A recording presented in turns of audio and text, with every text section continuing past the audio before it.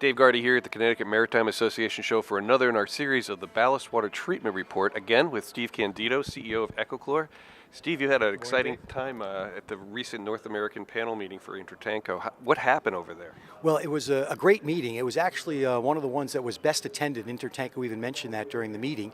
And they had Admiral Nadeau, who's the head of various environmental programs, but very specifically ballast water treatment, which is, of course, where we're focused today. And at the meeting, Admiral Nadeau addressed two critical issues that are really concerning the industry right now. The first was that there's a number of independent laboratories that are used to make sure that these systems can get the Coast Guard approval. And there's probably, I don't know, half a dozen, maybe 8 or 10 of them, but 2 of them recently came out of the program.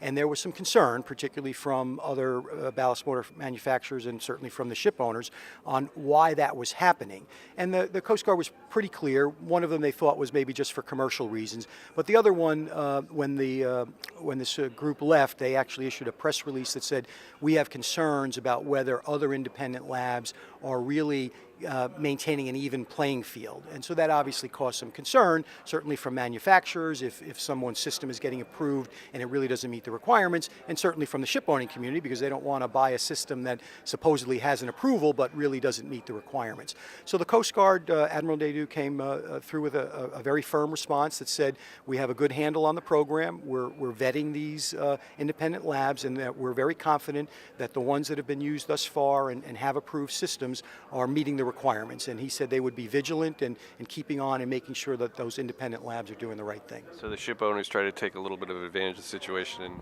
Well, I don't want to necessarily say that, but certainly that was a possibility, because if these independent labs weren't reliable, right, then that would have been a good excuse maybe to delay the regulations further. But I certainly don't think that's what the Coast Guard's going to do, and I certainly don't think that's warranted. So give us a little more detail on the extensions part of this. Well, that was the other topic that came up during the Intertanko North American panel meeting. And so there were questions about getting future extensions, because previously the extensions were relatively easy to get, and that was reasonable because there weren't many approved systems. Now we have 6 approved systems. There's at least 3 different technologies. There's some sub-technologies within certain classifications that's there. So the owners really do have a good variety of options, and I would be surprised if one of those 6 didn't work for everybody out there.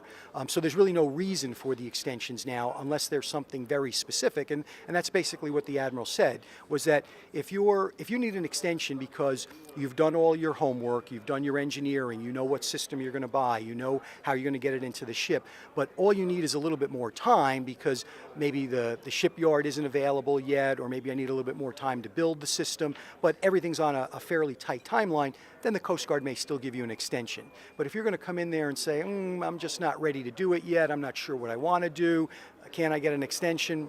That's probably not going to happen anymore.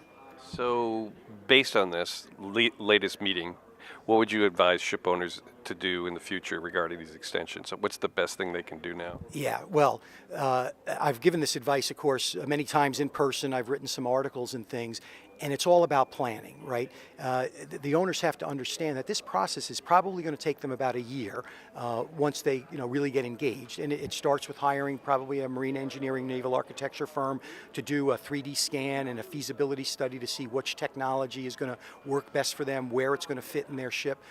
Then once you know those technologies, you're going to vet a couple of vendors, probably see which one gives you the best service. That's a big question in the industry right now. Owners that have systems that don't seem to be working well can't get the service or can't get spare parts, so that should be part of your vetting process. And then once you've made that decision, you've placed the order, you got your purchase order, well, it's going to still take maybe another 6 months to build the system and line up the dry dock and actually get it installed. So the best advice I can give to ship owners right now is to start that planning process as soon as possible, even if you think you're not going to be actually installing one of these things for a year from now. Excellent advice. Steve Candito, CEO of Ecochlor, here for another Ballast Water Treatment Report. The series we launched a bit ago. Thanks for watching Maritime TV.